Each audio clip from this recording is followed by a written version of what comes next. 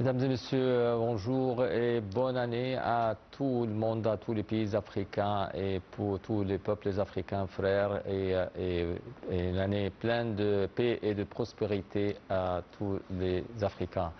Et on commence notre programme pour la nouvelle année 2026 avec plusieurs sujets des pays africains. Et on commence avec aussi un commentaire sur les festivités de la nouvelle année. Et comme chaque année, le continent africain a célébré le nouvel an avec des traditions riches et variées. Ces festivités reflètent la diversité culturelle de l'Afrique, mettant rassemblements familiaux, musique, danse et spectacles pétrotechniques. Plus de détails avec Shams Nem.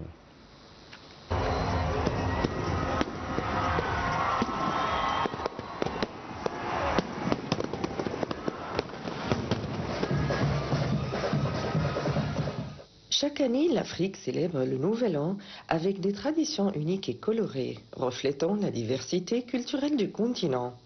Dans de nombreux pays, les festivités combinent cérémonies religieuses, rassemblements familiaux, concerts et feux d'artifice. En Afrique de l'Ouest, par exemple, les habitants participent à des fêtes de rue animées avec de la musique traditionnelle et des danses populaires. Au sud, dans des pays comme l'Afrique du Sud et le Zimbabwe, les villes organisent des spectacles pyrotechniques et des concerts géants pour accueillir la nouvelle année. Certaines communautés continuent également de pratiquer des rituels ancestraux tels que des offrandes ou des prières pour marquer le passage à la nouvelle année et souhaiter prospérité et santé. Les marchés, restaurants et lieux touristiques connaissent un afflux important de visiteurs, contribuant ainsi à l'économie locale.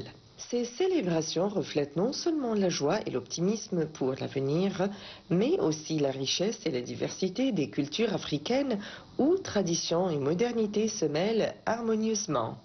Les Africains tiennent à passer du temps avec leurs familles et leurs amis, décorent leurs maisons et préparent des plats traditionnels ainsi que des pâtisseries spécifiques à l'occasion. Dans certaines communautés, les voisins organisent de petites fêtes de quartier, incluant des concours, des jeux pour les enfants et des danses collectives. Certaines grandes villes africaines ont également commencé à utiliser des spectacles lumineux, des lasers et des retransmissions en direct des festivités sur Internet afin d'attirer un public plus large parmi les jeunes et les expatriés, reflétant ainsi la combinaison de la modernité avec la tradition locale.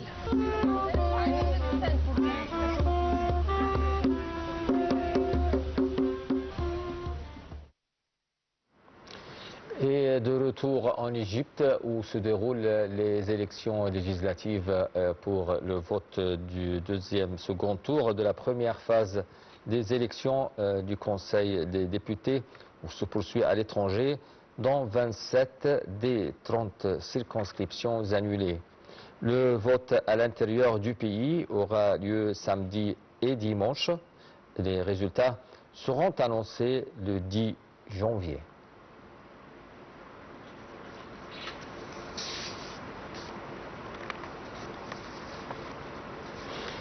Et on continue aussi avec le Rwanda où ambitionne de devenir un acteur majeur sur le marché mondial de métaux stratégiques grâce à ses ressources naturelles et à ses réformes favorables aux investissements. Le pays vise à renforcer des exportations et à jouer un rôle clé dans la chaîne d'approvisionnement mondiale des technologies avancées.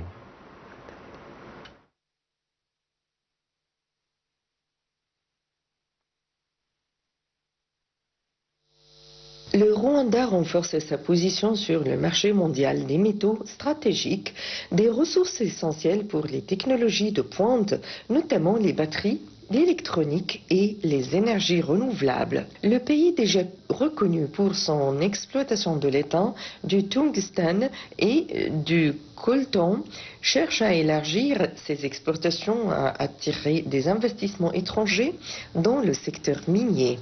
Selon des experts, l'industrie minière rwandaise pourrait devenir un acteur clé dans la chaîne d'approvisionnement mondiale des métaux stratégiques grâce à ses politiques favorables aux investisseurs et à ses efforts pour assurer une exploitation responsable et durable.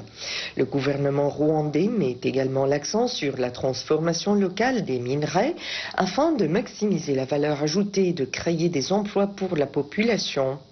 Cette initiative s'inscrit dans la stratégie du Rwanda visant à diversifier son économie et à réduire sa dépendance aux importations, tout en jouant un rôle stratégique dans la transition énergétique mondiale. Les analystes estiment que si le pays parvient à sécuriser de nouveaux marchés et à maintenir la qualité de ses produits, il pourrait rapidement devenir un fournisseur incontournable de métaux stratégiques.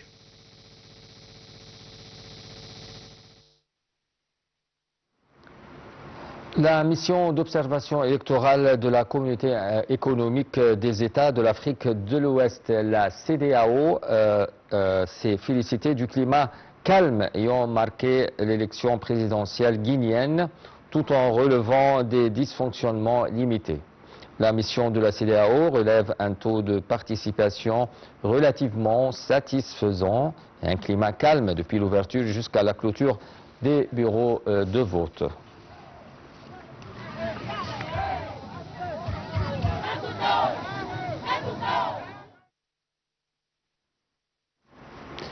Et le Mali et le Burkina Faso restreignent l'entrée des Américains au nom de la réciprocité.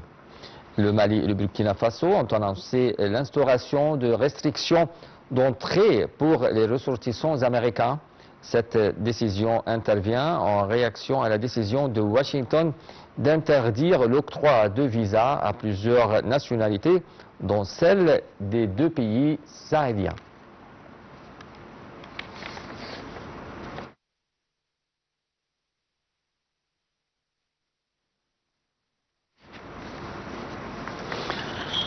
En 2025, l'Afrique a enregistré des avancées économiques importantes.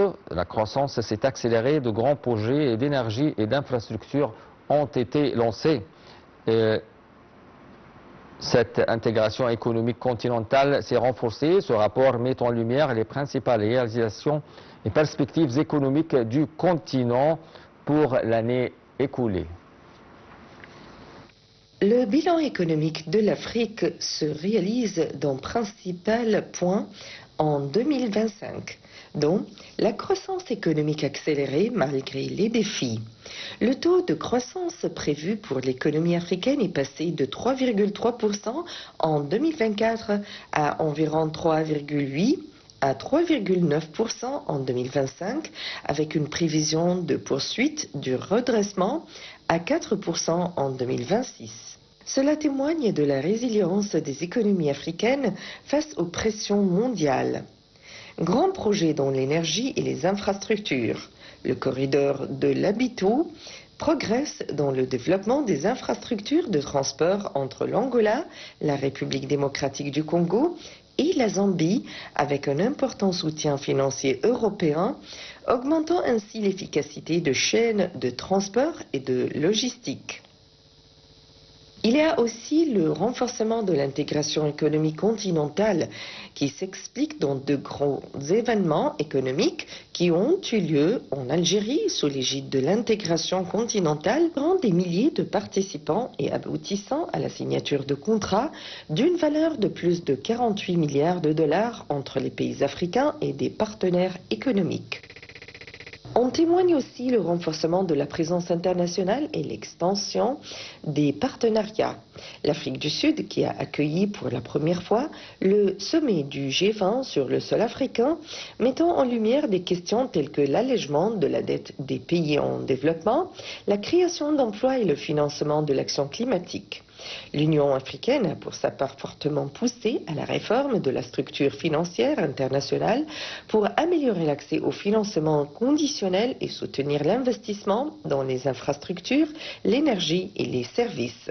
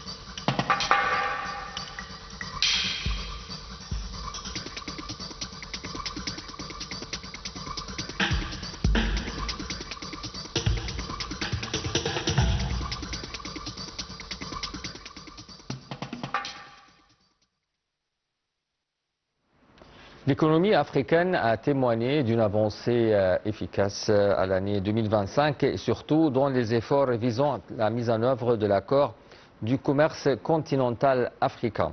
La réussite de cet accord et autres mesures qui doivent être adoptées aideront à accélérer le développement dans le continent.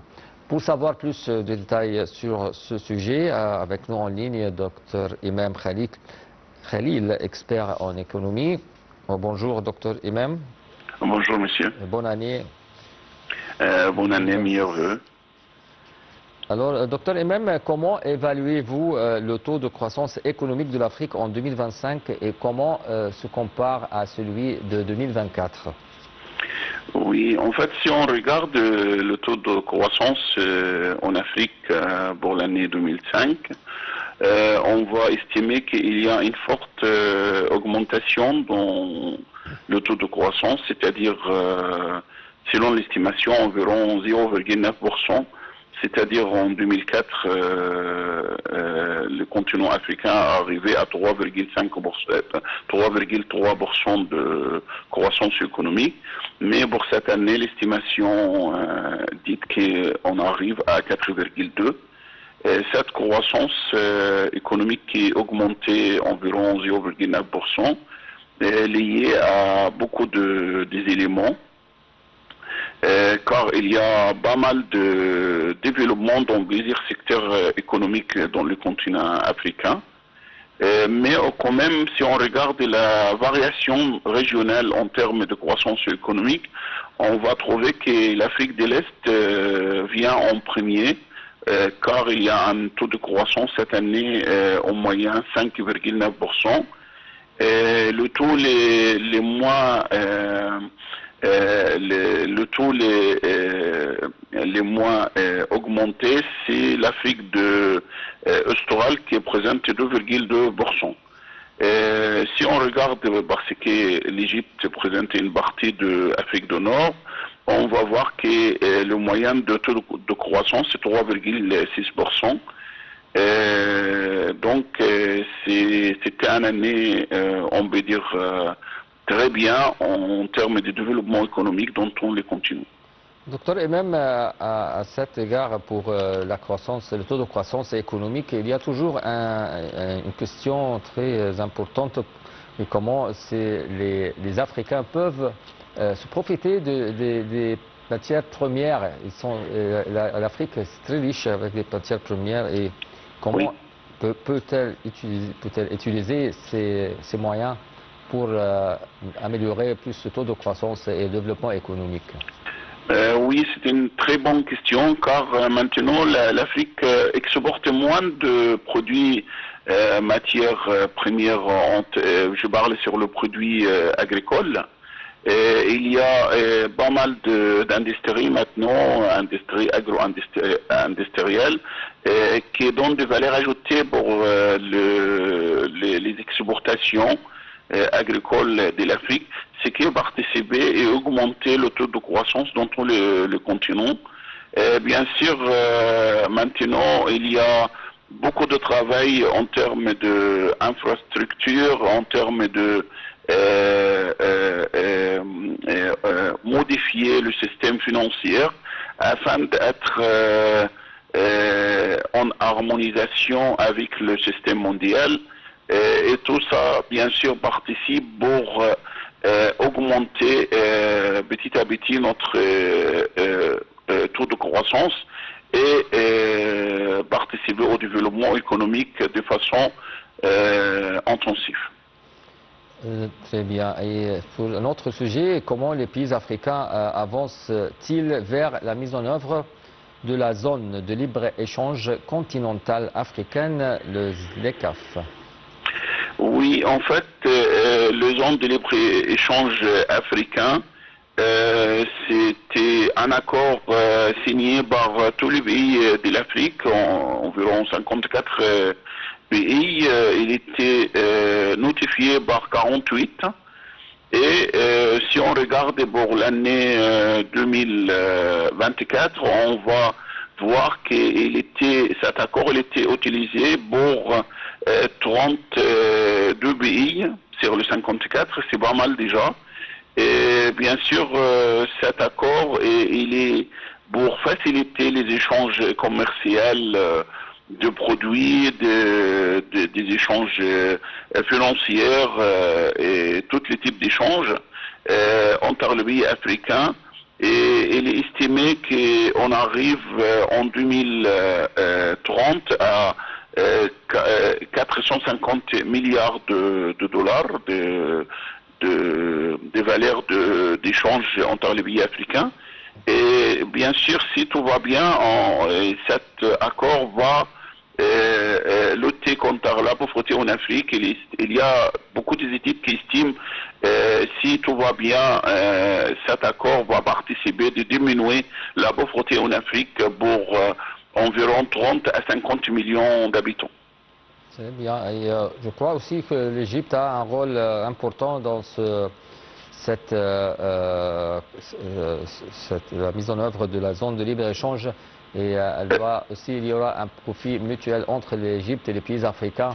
Comme ça, l'Égypte toujours a un rôle pour augmenter et donner plus des avantages aux pays africains. Bien sûr, je crois l'idée d'avoir une zone de libre-échange en Afrique, c'était sortir tout d'abord de l'Égypte. Et on sait bien que l'Égypte est un pays leadership dans les zones africaines et les zones du monde arabe. Et bien sûr, elle a l'intention de développer cet accord. Et si on voit tous les efforts diplomatiques dans les pays africains, l'Égypte, elle sait bien que l'Afrique présente une grande opportunité pour le marché égyptien. Et c'est pourquoi maintenant il y a beaucoup d'attention d'augmenter notre exportation, notre échange commercial avec le pays africain, ce qu'on appelle l'échange sud-sud. Et maintenant, il y a pas mal de projets d'infrastructures qui ont commencé. Si on voit la route qui va lier le nord d'Égypte et l'Alexandrie jusqu'au l'Afrique du Sud, ça c'est un de projets gigantesques qui va sortir dans 2-3 ans pour faciliter tout l'échange commercial entre tous les pays africains du nord jusqu'au sud. Aussi, il y a maintenant la route qui va lier l'Égypte avec le Tchad comme une moyenne en passant par la Libye. Et ça, bien sûr, c'est important pour un pays comme Tchad qui n'est pas un pays qui est un pays dans la terre. Il n'y a pas de moyens de bord pour faire les échanges et tout ça. Et bien sûr, le rôle de l'Égypte est très important pour garantir et continuer d'appliquer cet accord africain. Je crois que ça est aussi ce que l'Égypte vise à toujours avoir un rôle important à investir, à augmenter ses investissements en Afrique et plus de projets pour le bien des pays africains et pour le développement économique et la prospérité de ces pays. Alors aussi un autre sujet, quels sont les principaux obstacles à l'intégration financière et monétaire entre les pays africains? Oui, il y a pas mal d'obstacles. Tout d'abord, c'est la variation entre le taux le développement économique entre un pays ou l'autre en Afrique. Et il y a des pays qu'on les voit qui ont une économie assez forte, assez riche. Et il y a des autres pays qui ont une économie beaucoup moins. Et il y a aussi le problème d'infrastructure. Il y a certains pays africains qui manquent vraiment l'infrastructure nécessaire pour le transport, pour les télécommunications, pour les technologies, pour faciliter les échanges commerciaux. Et il y a aussi il n'y a pas de système financier qui englobe les pays africains pour faciliter les paiements entre un pays et l'autre. On utilise toujours les SWIFT jusqu'à maintenant. Donc maintenant, tous ces obstacles ralentissent l'application de cet accord entre les pays africains. Mais quand même, si on regarde qu'il y a beaucoup d'espoir de faire face à tous ces obstacles, Maintenant, il y a des accords peut-être bilatéraux parfois pour faire l'échange avec les monnaies locales et tout ça. Donc petit à petit, bien sûr, on va lutter contre tous ces obstacles. J'espère plein toujours de paix et de prospérité pour le continent africain. Merci bien, Dr Imam Khadir, pour ton intervention, tes explications et bonne année. Et mesdames et messieurs, c'était la fin de notre édition à l'Afrique autour du monde. Merci de l'avoir suivi et bonne année 2026.